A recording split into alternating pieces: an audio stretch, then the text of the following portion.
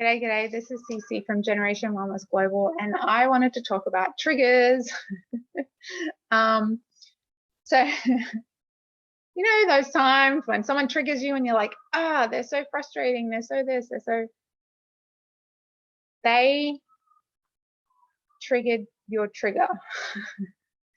They pressed on your wound point.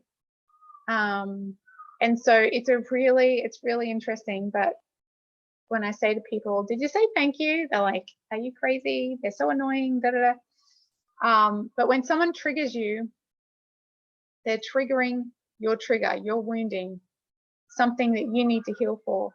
So it's a really good opportunity to say thank you and to look at what's been triggered, because they're actually showing you something that you need to heal. And that's actually a gift.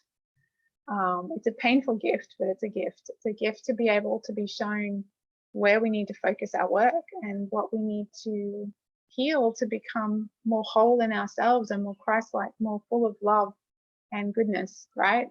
Because we're all here with our woundings and our failings and our weaknesses, and we need to be able to strengthen ourselves and heal ourselves so that we can become more full of love, more compassionate, more forgiving.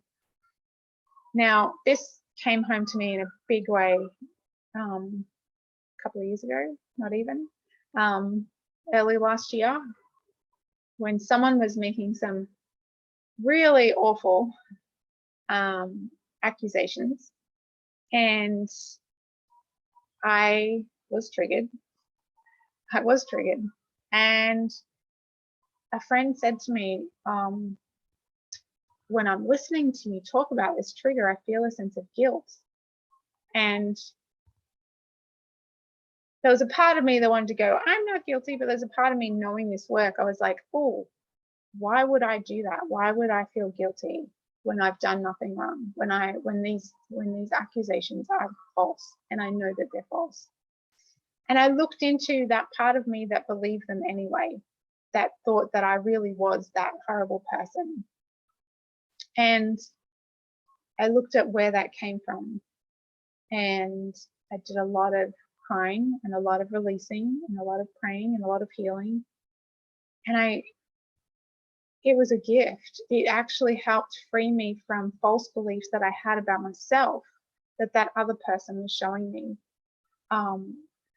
Their accusations weren't true, but they triggered some part of me that believed that I was a horrible person. And so as I addressed that and healed that it was such a cathartic process to go through. And it was really funny because then they made the same accusations again a few days after I'd healed that, and I triggered again. And this time I was like, but wait a second, I healed that.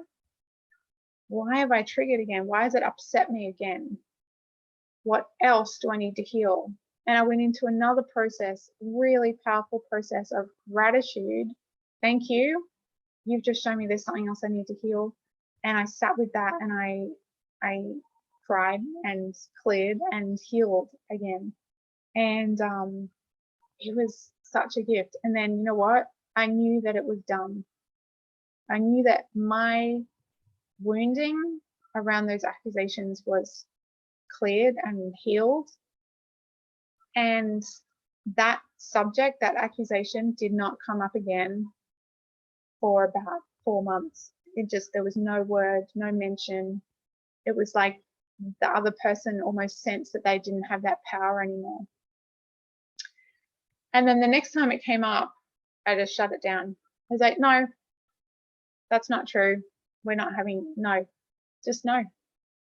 And that was it. That was the last time. They actually apologized for bringing it up and the way they went about airing concerns that weren't actually the accusation. There was something else, but it was almost like a way to make a dig or to lash out and get my attention about something they wanted me to pay attention to, but they went about it the whole wrong way.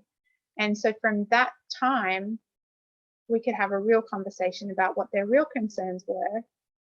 And we addressed that in one simple conversation and it was resolved, it was done, and it's never come up again. And so there's real power in someone else showing you what you need to heal if you're prepared to pay attention and to do the work to heal. It's an amazing gift and blessing, and it doesn't feel like it at the time when this person's pressing buttons. I tell you what, if you've got a kid that presses all your buttons, that kid's probably you reincarnate. Not reincarnate, but you know what I mean? Like they're here to show you your flaws and your failings. They're here because they're a mini you, and they're showing you. There was a great saying that was like, if someone triggers you, they're showing you an aspect of yourself that you don't want to see. Now that's not always true, but it kind of is as well. You know, there's something there that needs to be healed. And my child that triggers me has helped me heal so much of my own childhood wounding. And they're still showing me what's left every day. But, you know, it brings up that guilt that, you know, that I've offered, brought through, carried over that wounding to her. But also it's just brought such a growth and healing process for me, and then her in turn, as I learn and grow, our relationship changes. She benefits from my growth and development as well as her own.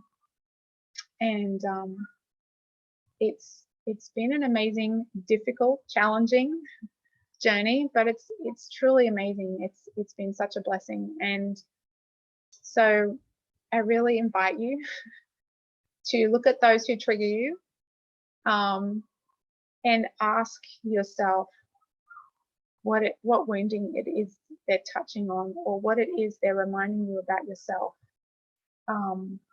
Because I'm not saying that what they're reminding you about yourself is true, but it's something that needs to be healed or addressed, because you feel it's true on some level. You do believe it on some level. So if they make you feel unworthy, it's because on some level you feel unworthy, or you believe you're unworthy. So it's worth taking a look. And if you need some help, you know where to find me. Thanks for joining, and please subscribe to hear more of my healing journey or my homeschooling journey.